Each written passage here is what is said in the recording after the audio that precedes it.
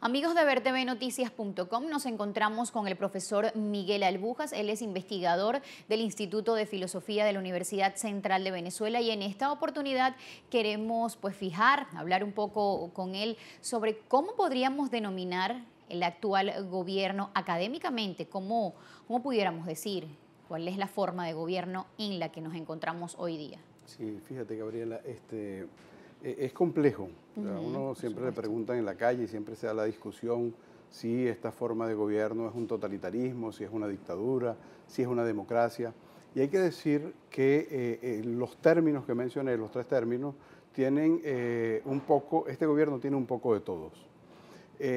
Sin duda que una democracia no es, porque viola los principios fundamentales del equilibrio de los poderes y otros que ya describió Montesquieu en el siglo XVIII, en su texto famoso del espíritu de las leyes.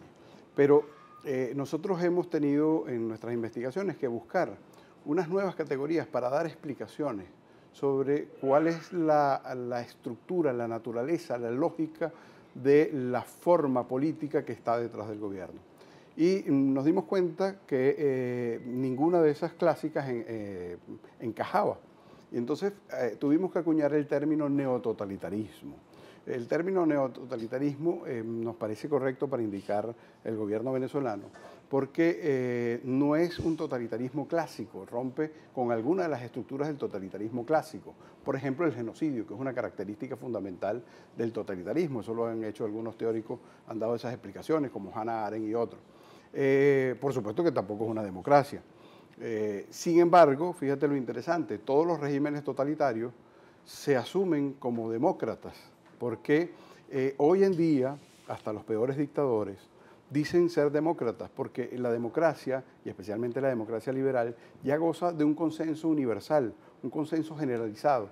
Ese consenso generalizado hace precisamente que aquellos dictadores que ejercen de manera autocrática el poder, pues se definan como demócratas, independientemente de que el ejercicio del gobierno niegue lo que ellos en teoría afirman.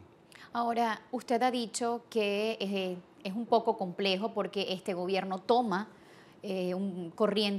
varias corrientes. ¿Esto es sano para un país? No, sin duda que no lo es. Fíjate, la complejidad en términos de la teoría refleja muy bien lo que vive el ciudadano común en términos prácticos. Es un gobierno y es un régimen que intenta de alguna forma mantener una concepción hegemónica del poder y para eso es capaz de cometer los mayores atropellos, los peores abusos, de violar sistemáticamente los derechos humanos. Entonces, como claro, lo hemos visto pues recientemente. Exactamente. Y bueno, toda esta cosa de los presos políticos, ya vemos los presos políticos que están en huelga de hambre, el gobierno les presta poca atención.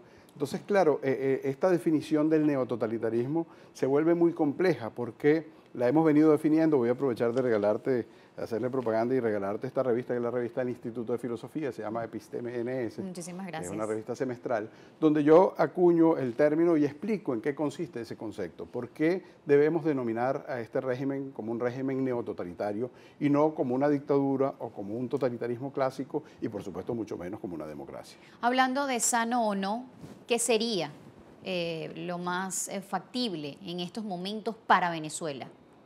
Fíjate, en eso, desde el punto de vista de la teoría y desde el punto de vista práctico, ¿Qué debería pasar acá? no hay mucho que inventar. O sea, en realidad, cuando tú lees los teóricos de la democracia y cuando lees los teóricos de la economía liberal, ya ahí encuentras el germen para solucionar los problemas en el caso venezolano y en el caso de todos estos regímenes que son regímenes híbridos, que son unas mezclas muy contradictorias y muy extrañas. ¿Qué es lo que hay que hacer? Recuperar los valores de la democracia, recuperar los principios de la democracia, que está muy bien definido ya desde el siglo XVIII, inclusive desde el siglo XVII con John Locke, y de ahí en adelante, del siglo XVIII con Montesquieu, y bueno, todos los teóricos modernos hablan de esto. En el caso de la economía, bueno, es un desastre lo que tenemos. Sí. El gobierno no tiene en este momento una política económica racional, no tiene una política económica que responda ni a una planificación, ni a criterios más o menos tradicionales en términos de los modelos económicos. Ya todos los economistas, en el caso venezolano, que hay tan buenos economistas, nos han explicado esto hasta el cansancio.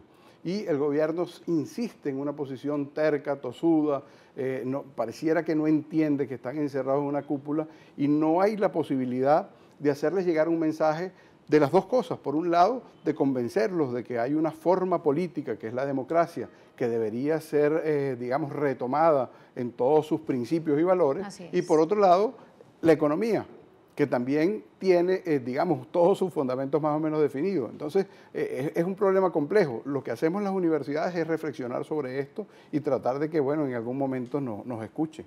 Esperemos que así sea. Agradecemos a Miguel Ángel Albujas, investigador del Instituto de Filosofía de la Universidad Central de Venezuela, por habernos acompañado. Por supuesto, usted puede revisar estas y otras informaciones aquí en www.vertvnoticias.com.